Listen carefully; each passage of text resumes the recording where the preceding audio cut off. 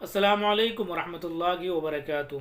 नूरानी कायदे की एक नई क्लास के साथ मैं अपने तमाम स्टूडेंट्स की खिदमत में हाजिर हुआ हूँ। हमारे चैनल लर्न कुरान पर हमारे तमाम भाई और बहनों का खैर मकदम और खुश आमदीद है। नूरानी कायदे की हमारी 4 तख्तियाँ कंप्लीट हो चुकी है अल्हम्दुलिल्लाह।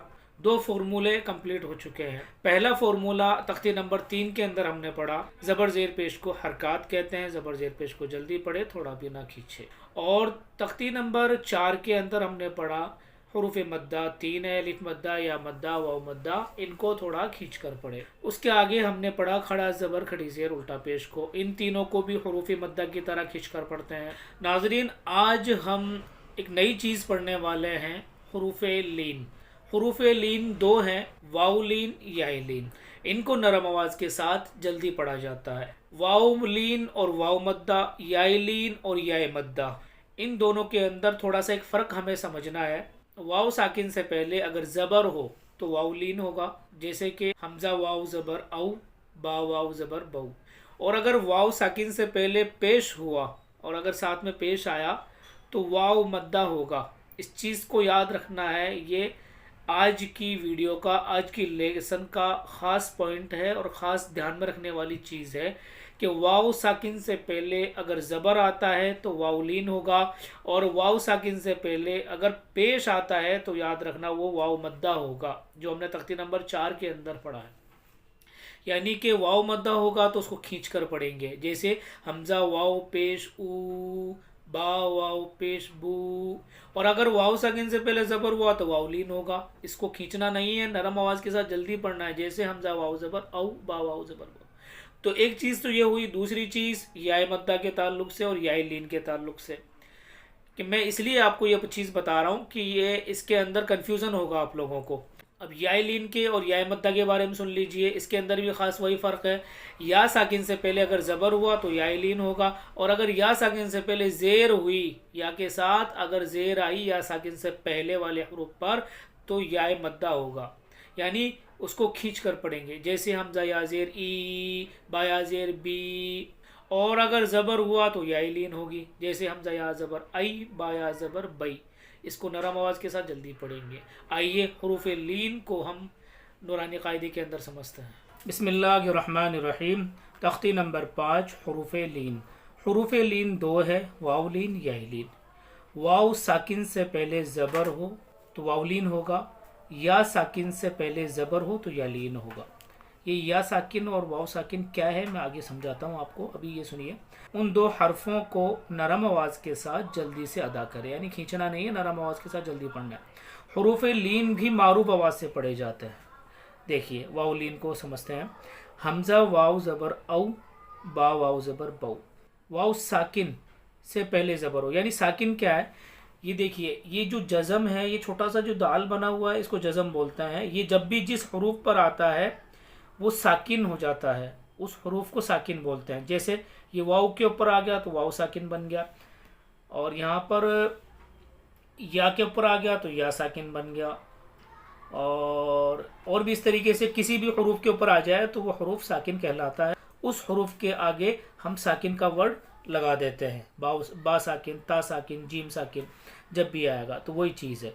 वाव साकिन से पहले ज़बर हो, और साकिन हरूफ तभी होगा जब ये आएगा। ज़बर ज़ेर पेश लगने से साकिन नहीं बनता, इसके लगने से साकिन कहलाता है हरूफ, और तभी साकिन बनता है। तो इस चीज़ को समझ लें। वाव साकिन से पहले ज़बर हो तो वाव लीन होगा, जैसे हमज़ा वाव ज़बर औ, बा वाव ज़बर बऊ। दूसरा, या साकिन से पहले भी ज़बर हो तो याय लीन होगा, जैसे हमज़ा या ज़बर आई, बा या ज़बर बई। यहाँ पर भी जज़म आ रहा है तो इसको भी हम साकिन बोलेंगे, यानी या साकिन से पहले ज़बर हो तो याय लीन होगा। तो ऐसे ही या मद्दा भी आता है।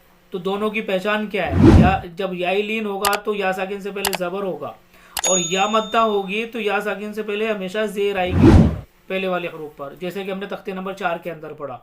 तो इस चीज़ को ध्यान रखना। आइए हम पढ़ते हैं। हमज़ा वाव ज़बर औ, बा वाव ज़बर बऊ। जल्दी पढ़ना है, नरम आवाज़ के साथ में, खींचना नहीं है। ज़रा सा भी खींच दिया तो गलत हो जाएगा। बा वाव ज़बर बऊ, ता वाव ज़बर तऊ, अगर ज़रा सा भी खींच गया गलत हो जाएगा। ये हम इसको जल्दी पढ़ेंगे। बा वाव ज़बर बऊ, ता वाव ज़बर तऊ, सा वाव ज़बर सऊ, जीम वाव ज़बर जऊ, हा वाव ज़बर हऊ, खा वाव ज़बर खौ, दाल वाव ज़बर दौ, जाल वाव ज़बर जौ, रा वाव ज़बर रौ, जा वाव ज़बर जौ, सीन वाव ज़बर सौ, शीन वाव ज़बर शौ, स्वाद वाव ज़बर सौ, ज़्वाद वाव ज़बर ज़ौ, तो वाव ज़बर तौ, ज़ो वाव ज़बर ज़ौ, आइन वाव ज़बर औ, गैन वाव ज़बर गौ, फा वाव ज़बर फ़ौ, कौफ वाव ज़बर कौ, काफ वाव ज़बर कौ, लाम वाव ज़बर लौ, मीम वाव ज़बर मौ, नून वाव ज़बर नौ, वाव वाव ज़बर वौ, हा वाव ज़बर हौ, हमज़ा वाव ज़बर औ, या वाव ज़बर यौ। देखिए नाज़रीन, मश्क एक्सरसाइज।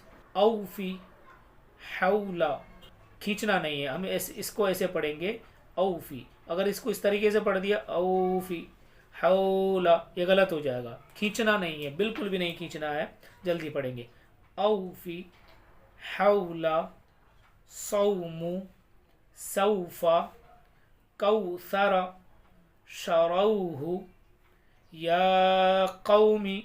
या को हम क्यों खींच रहे हैं आपको पता ही होगा, क्योंकि इसके ऊपर खड़ा ज़बर आ रहा है और खड़ा ज़बर खिस्ता है हरूफ मद्दा की तरह। खड़ा ज़बर खड़ी ज़ेर उल्टा पेश, इन तीनों को भी हरूफ मद्दा की तरह खींच कर पढ़ते हैं, जो कि हमने पिछली वीडियो में पढ़ा है। या कौमी मऊदतु, यहाँ पर भी हमज़ा को इसलिए खींच रहे हैं कि इसके ऊपर उल्टा पेश है, जो वाव मद्दा की तरह खींच कर पढ़ा जाता है।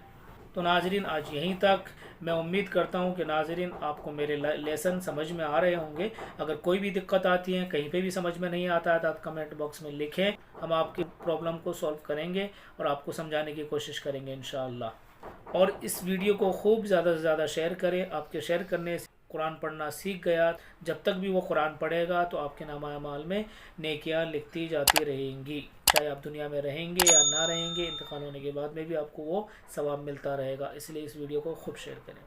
आगे मिलते हैं नेक्स्ट वीडियो में याइलिन के साथ। अस्सलामु अलैकुम रहमतुल्लाहि व बरकातुहू।